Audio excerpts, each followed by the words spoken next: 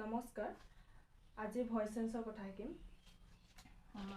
Start কৰো তেতিয়াহলে voice sense দুই প্ৰকাৰ থাকে ভয়েস সেন্স নহয় ভয়েস দুই প্ৰকাৰ থাকে এটা হল এক্টিভ ভয়েস আৰু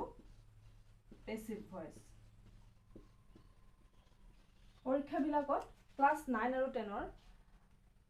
পৰীক্ষা বিলাকত ভয়েস সেন্স এনেকে আহে হয়তো এক্টিভত থাকিব আমি পেসিভলৈ কনভাৰ্ট কৰিব লাগিব আকৌ পেসিভত থাকিব এক্টিভলৈ আনিব লাগে আৰু টেন্স অনুযায়ী হিহঁতৰ নিয়মবোৰ বেলেগ বেলেগ হয় কিন্তু জাস্ট ফৰ এক্সাম্পল এটা ধৰিছো প্ৰেজেন্ট টেন্সৰ যদি ধৰো I like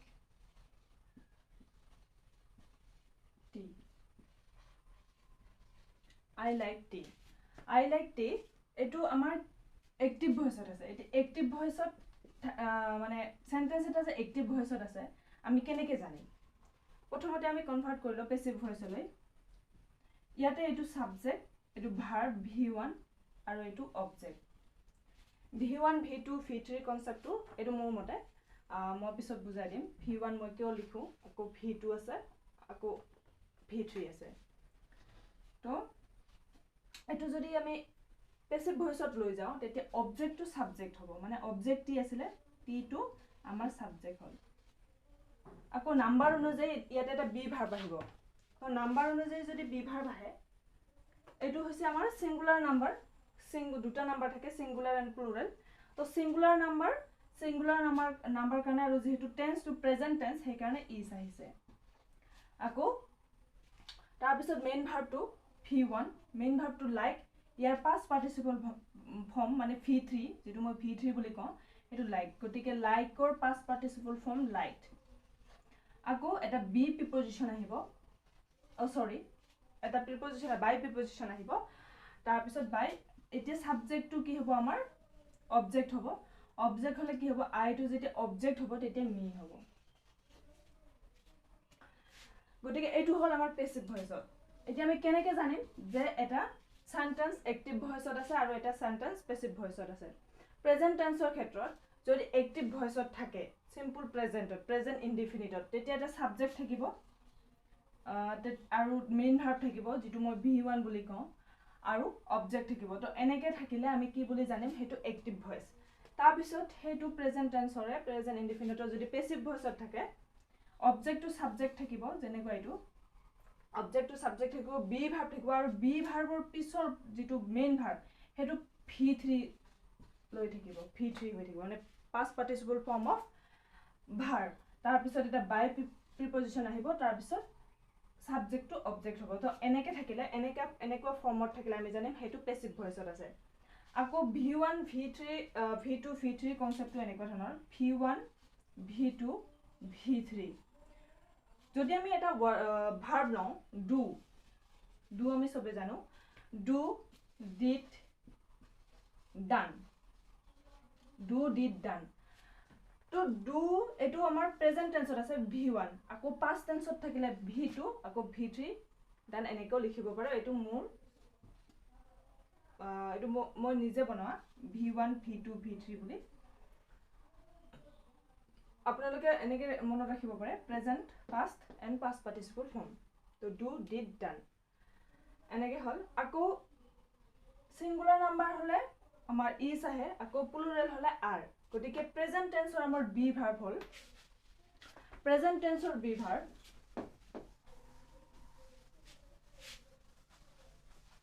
প্ৰেজেন্ট টেন্সত আমাৰ বি ভাৰ্ব কেইটা থাকে তিনিটা বি ভাৰ্ব প্ৰেজেন্ট টেন্সৰ বি ভার্ব থাকে am is and are এই তিনিটা is to জানো আমি সিঙ্গুলাৰৰ লগত হয় are to আমাৰ প্লুৰালৰ লগত হয় আকৌ am to আমাৰ I লগত হয় I থাকিলে am আহিব am to gt লগত নবহে am to কেৱল I লগত বহে বাকি কেইটা সিঙ্গুলাৰৰ লগত is আৰু প্লুৰাল ফৰ্ম হলে হেতু are হয় তো এনেকে আমি এক্টিভৰ পৰা পেসিভলৈ নিব পাৰো তো টেন্স অনুযায়ী বেলেগ বেলেগ হয় এতিয়া আমি প্ৰথমে প্ৰেজেন্ট ইনডিফিনিট বা সিম্পল প্ৰেজেন্টৰ active to passive or passive to active তেনেকে কৰিবলৈ চেষ্টা কৰিম তো present indefinite present indefinite present indefinite বা সিম্পল প্ৰেজেন্ট বুলিও কোৱা হয় simple present present indefinite or simple present ইয়াৰ কেইটামান সেন্টেন্স যদি লওঁ আমি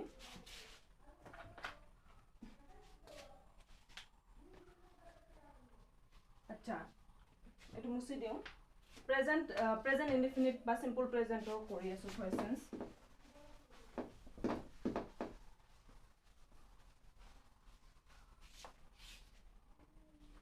The first sentence to Judilami, 1 number. The dog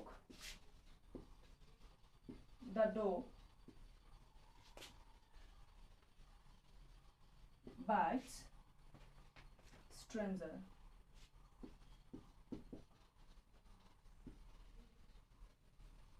Strangers. Edu ami keneke janim je etu simple present or active voice ot ase. So the dog is subject. Bites main verb V1 are strangers ইয়াতে object হয়ে আছে যেটি আমি strangers বলে লিখিম stranger is singular but যেটি s to লগ লাগিলে strangers the plural হল তো object to subject হয় passive হত এটো active হত আছে যদি আমি passive হত লিখিব যাও passive হত তেতে কি কৰিম আমি strangers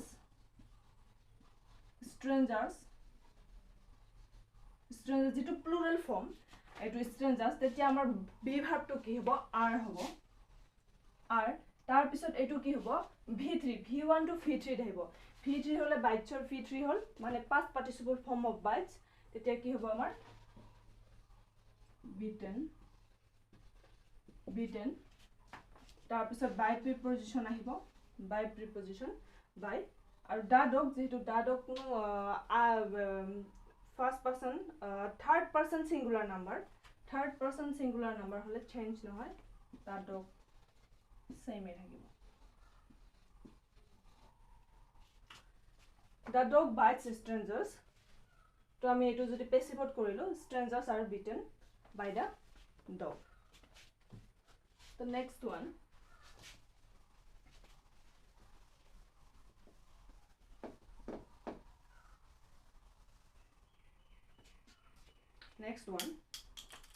children like sweets children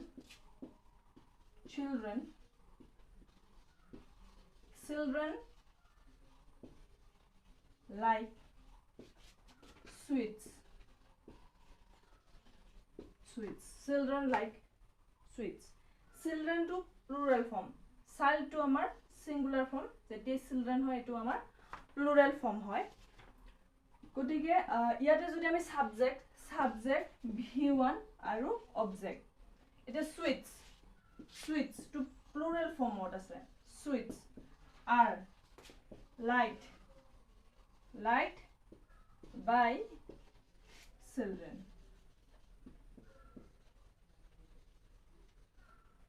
sweets are liked by children sweets object to subject হল তাৰ পিছত যেহেতু plural form হে কাৰণে are আহিলে আকৌ v1 or v3 মানে যেটো লাইক আছে এটো প্ৰেজেন্ট টেন্সত আছে যদি আমি past participle form ত লিখো তেতিয়া এটো v3 liked ed like তাৰ পিছত by preposition generally by preposition আহে তাৰ পিছত children subject to object হল এটা by preposition কেতিয়াবা কিন্তু at with to এনেকে হয় এটা আমি সেন্টেন্স অনুযায়ী হেটো আসলতে by preposition or এটো কেতিয়াবা at to হয় with কেতিয়াবা to হয় এটো কাৰ ওপৰত ডিপেন্ড কৰে নিৰ্ভৰ কৰে এটো আসলতে ভাৰ্বৰ ওপৰত নিৰ্ভৰ কৰে যেনেকৈ মই যদি এটা সেন্টেন্স I know her এনেকে লিখো I know her তো ইয়াতে অবজেক্ট her যেতে অবজেক্ট টু সাবজেক্ট হ'ব her হলে তেতে সাবজেক্ট হয় she হ'ব যেহেতু present tense she singular number গটিকে is এটা ভাৰ্ব হইব বি ভাৰ্ব তাৰ পিছত নন এটো v1 যদি v3 মানে past participle form লিখো তেতিয়া নন by me হ'ব লাগিছিলে by তাৰ পিছত me এনেকে হ'ব লাগিছিলে by me I to me আহিলে কিন্তু ইয়াতে by নহব ইয়াতে to হ'ব গটিকে আমি জানিলো যদি no থাকে no verb মেইন ভার্বটো তেতিয়ালে আমাৰ ইয়াতে by preposition নৰ ঠাইত to preposition বহিব ঠিক তেনেকৈ এড উইথ হয় সেইটো just depend on main verb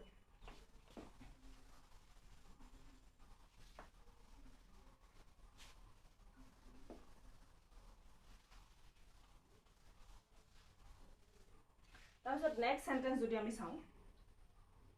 I know your father well এইটোৱে 3 নম্বৰটোৱে I know your father এইবিলাক এক্সামত অহা I know your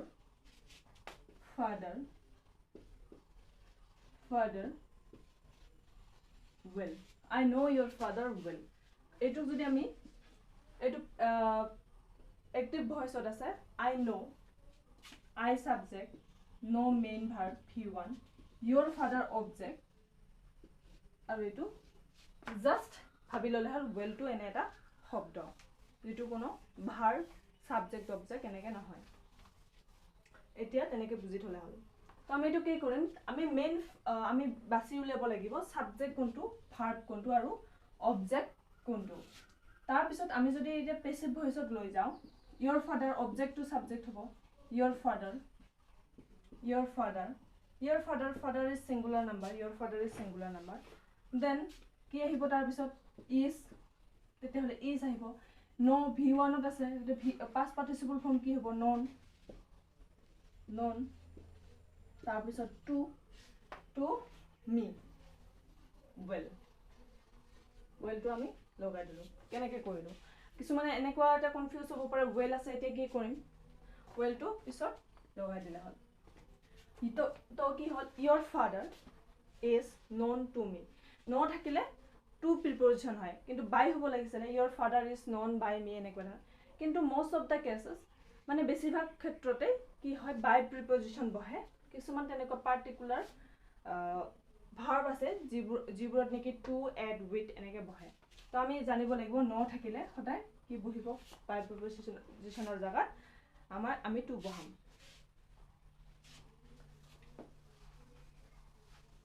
তাৰ পিছত নেক্সট টু হল আমাৰ নেক্সট 4 নম্বৰত কি আছে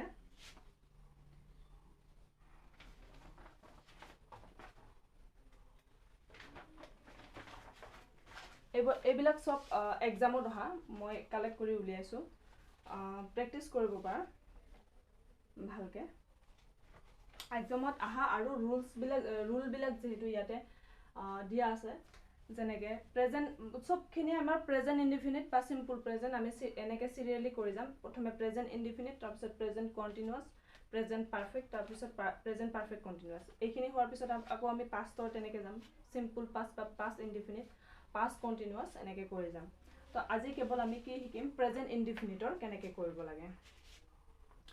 people speak english all over the world people speak English all over the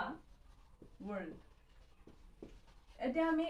ইয়াতে কি উলিয়াব লাগিব subject verb object subject people verb v1 speak spoke spoken এনেকুৱা ধৰণৰ গতিকে speak থাকিলে v1 আৰু ইংলিশ অবজেক্ট আকৌ এইটো এই যে well টাইপৰ এইটো আগতে যে লিখিলো এটা well I know your father well তেনেকুৱা ধৰণৰ all over the world যেনেকে আছে তেনেকে আমি খালি কি বাছি উলিয়াব লাগে সাবজেক্ট ভার্ব আৰু অবজেক্ট প্ৰেজেন্ট ইনডিফিনিটৰ ক্ষেত্ৰত আমি প্ৰেক্টিস কৰি থাকিলে আসলতে আহি যাব প্ৰথমে আমি উলিয়াব নোৱাৰিম all over the world to কি কৰিব বা লাগে কত বহাব লাগে হেনতেন তো হেতু আমি আমাৰ প্ৰেক্টিসৰ ওপৰত নিৰ্ভৰ কৰিব আমি প্ৰেক্টিস কৰি থাকিলে আমাৰ এটা আইডিয়া আহি যাব যে এইটো বস্তু মানে লিখিব লাগে নালাগে কোড লিখিব লাগে এনেকুৱা ধৰণৰ কথাবোৰ তো ইয়াতে যেটো আমি সাবজেক্ট ভার্ব অবজেক্ট বাছি উলালো গতিকে অবজেক্ট টু সাবজেক্ট হ'ব ইংলিশ টু আহি গল ইংলিশ তো যেহেতু আমাৰ কি হয় সিঙ্গুলাৰ নাম্বাৰ গতিকে ইজ আহিব তাৰ পিছত v1 আৰু v3 কি হ'ব স্পিক স্পোকেন তাৰ পিছত বাই দ্য পিপল হ'ব লাগে কিন্তু আমি তো মানুহেটো কথা কয় গৰু বা ছাগলীটো কথা নকয় গতিকে এইটো আমাৰ এই সাবজেক্টটো আমি কি কৰিব লাগিব ইয়াতে লিখিব নালাগিব omission of subject তেনেকুৱা হ'ব omission of subject বুলি কোৱা হয় গতিকে এইটো ইংলিশ ইজ স্পোকেন জাস্ট তাৰ পিছত all over the world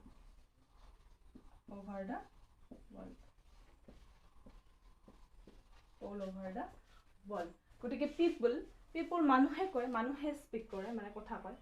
বাকি কোনো জীৱ জন্তুৱে কথা নকয় তাৰ পিছত যদি আমি নেক্সট লওঁ players play football everywhere players play football everywhere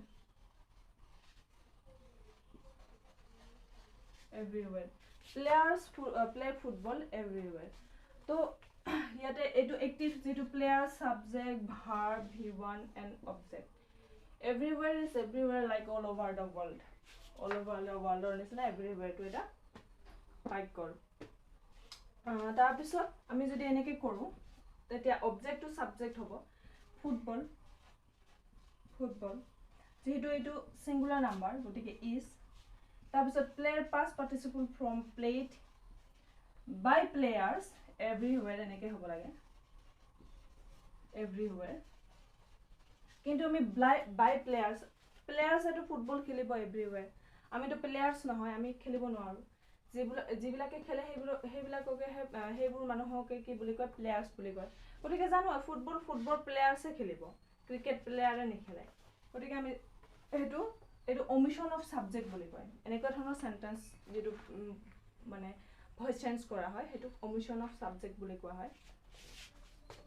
যেটো নেকি আমি নিলিখিলে হৈ যায় আৰু লিখিব নালাগে জেনাৰেলি এটো প্ৰেক্টিসৰ ওপৰত ডিপেন্ড কৰিব বাৰে ভিডিওটো চালে হল প্ৰেক্টিস কৰিলে আহি থাকিব আকৌ এখিনি বুজা হোৱাৰ পিছত গোটেই মিক্স কৰি দিম গোটেইখিনি প্ৰেজেন্ট পাস্ট সব মিক্স কৰি দিম তেতিয়া আৰু বহুত বেছি প্ৰেক্টিস কৰিলে অটোমেটিক আমাৰ কি হৈ যাব আসলতে সব বস্তু এনেকা পঢ়াৰ ক্ষেত্ৰত এদিনতে আমি বুজিব নোৱাৰো হেবোৰ প্ৰেক্টিসৰ ওপৰত ডিপেন্ড কৰে নেক্সট যদি আমি কওঁ the grandmother watered the plant 7 number the grandmother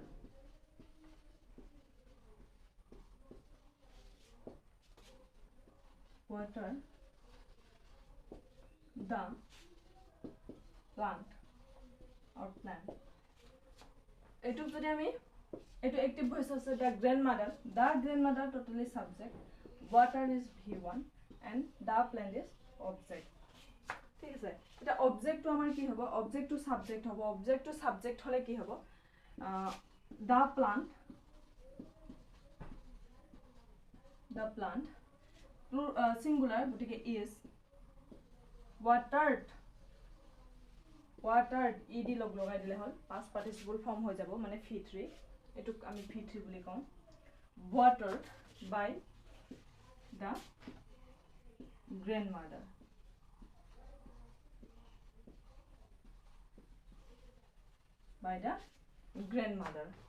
the plant is watered by grandmother tar pisot he teaches us English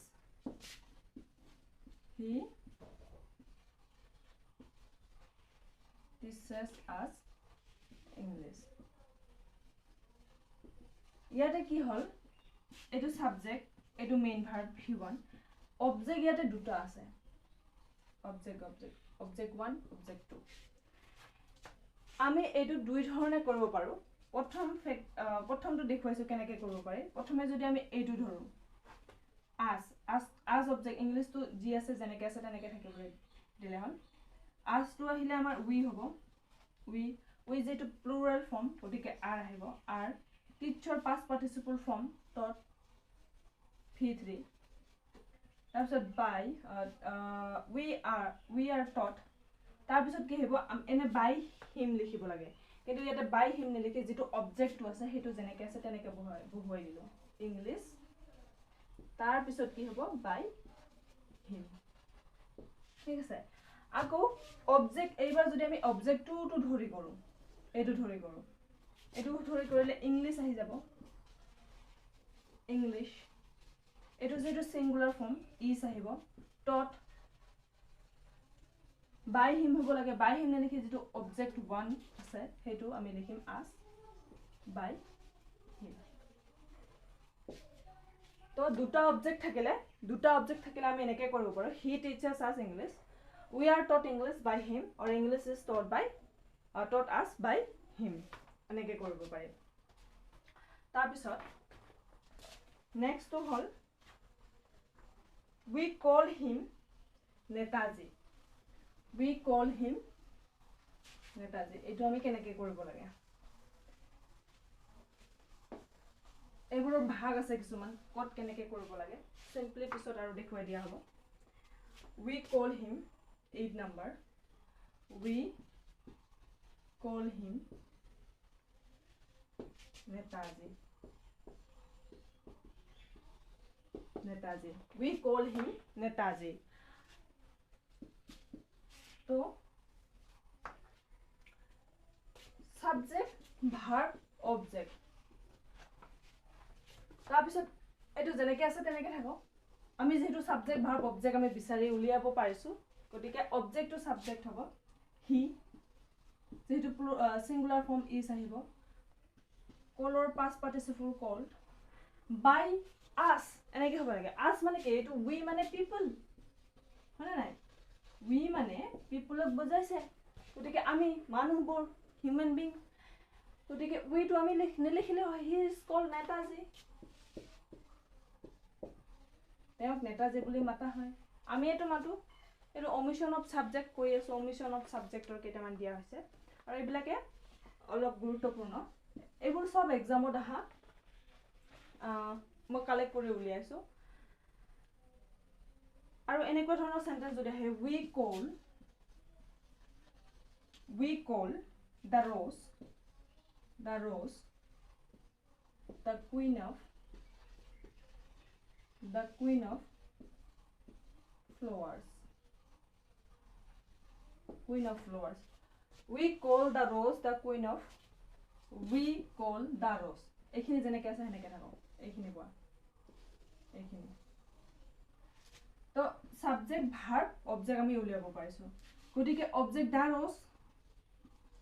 ৰোজ আজি খালি এক্টিভৰ পৰা পেসিভলৈ নিয়া শিকাইছো পিছত পেসিভৰ পৰা এক্টিভ কেনেকৈ আনিবলৈ হেতু শিকোৱা হ'ব দা রোজ singular form is color past participle form called by us এনেকৈ হ'ব লাগে the rose is called by us the queen of so we actually মানে কি যেনেকুৱা we call him Netaji we to আমাকে হুসাইছে ইন্ডিকেট কৰিছে যে people human being গতিকে we don't আমি এটো কম জীবজন্তু এটো নকব গতিকে the rose is called the queen of flowers the rose is called the queen of flowers আকৌ এটা যদি আমি কম যেনেকৈ ধৰণৰ এইবিলাক omission of subject বুলি কোৱা হয় মানে যেটো আমাৰ subject হেতু এনেকে জেনাৰেলি আমি কি কৰিছিলো by preposition বহুৱাই আমি subject to object বনাই দিছিলো কিন্তু এনেকুৱা সেন্টেন্সৰ ক্ষেত্ৰত আমি subject to নবহুৱা আৰু হেতু omission of subject বুলি কোৱা হয়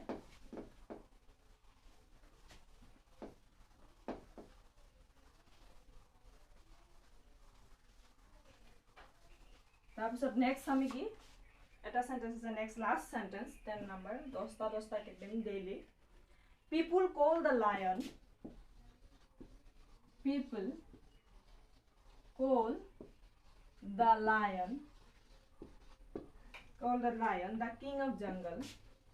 the king of jungle same a to rose we call the rose the queen of flowers same ইয়াতে we দিয়া নাই people বা we call the lion the king of jungle এনেকৈ লিখিব পাৰিলে হয় বা people call the rose the queen of flowers এনেকৈ লিখিব পাৰিলে হয় কিন্তু তেনেকৈ we বা people এনেকৈ ধৰণৰ দিয়া এই দুটাৰ ভিতৰত দিয়া থাকিব পাৰে তো ইয়াতে subject verb v1 and object the lion যেহেতু singular is আহিব lion তাৰপিছত v3 আহিব cold হ'ব v3 cold তাৰ পিছত বাই পিপল এটো omission কৰিলে হল তাৰ পিছত কি হ'ব the king of jungle people call the lion the king of jungle এটো যদি আমি পেসিভত লৈ যাও the lion is called the king of jungle এখিনে ভয়েস সেন্সর অকল সিম্পল প্ৰেজেন্টৰ দিয়া গৈছে ইয়াতে বা প্ৰেজেন্ট ইনডিফিনিটৰ গোটেইখিনি কেনেকে কৰিব লাগে সাবজেক্টটো কেনেকে omission of সাবজেক্টৰ ক্ষেত্ৰত কেনেকুৱা ধৰণৰ হয় আগো কিছুমান ভাৰ্বৰ ক্ষেত্ৰত যেনেকুৱা no আহিলে to আহে তেনেকে with at পিছলৈ দিয়া যাব গতিকে আজি 10টা দিলো নেক্সট ক্লাস আকৌ আমি প্রেজেন্ট ইনডিফিনিট প্রেজেন্ট কন্টিনিউয়াস কৰিম থ্যাংক ইউ